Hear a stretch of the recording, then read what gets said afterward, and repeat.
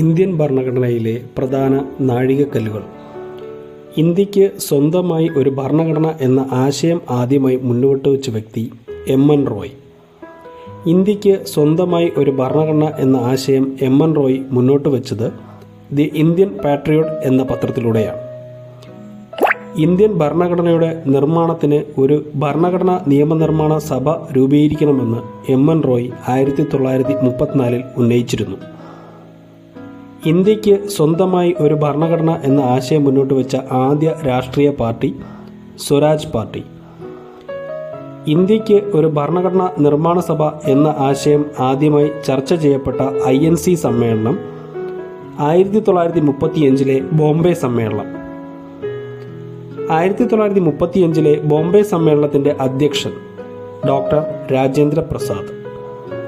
ഇന്ത്യക്ക് ഒരു ഭരണഘടനാ നിർമ്മാണ സഭ എന്ന ആശയം ഔദ്യോഗികമായി ചർച്ച ചെയ്യപ്പെട്ട INC സമ്മേളനം.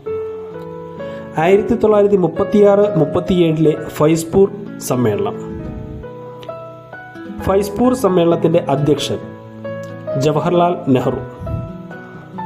ഫൈസ്പൂർ സ്ഥിതി ചെയ്യുന്നത് മഹാരാഷ്ട്ര.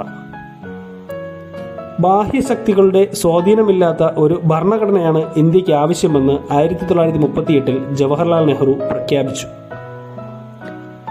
കോൺഗ്രസ് വർക്കിംഗ് കമ്മിറ്റി ഇന്ത്യക്കാർക്ക് വേണ്ടി ഒരു ഭരണഘടന തയ്യാറാക്കണമെന്ന പ്രമേയം മോത്തിലാൽ നെഹ്റു അവതരിപ്പിച്ച സമ്മേളനം. 1927 മെയ് 17 ബോംബെ സമ്മേളനം.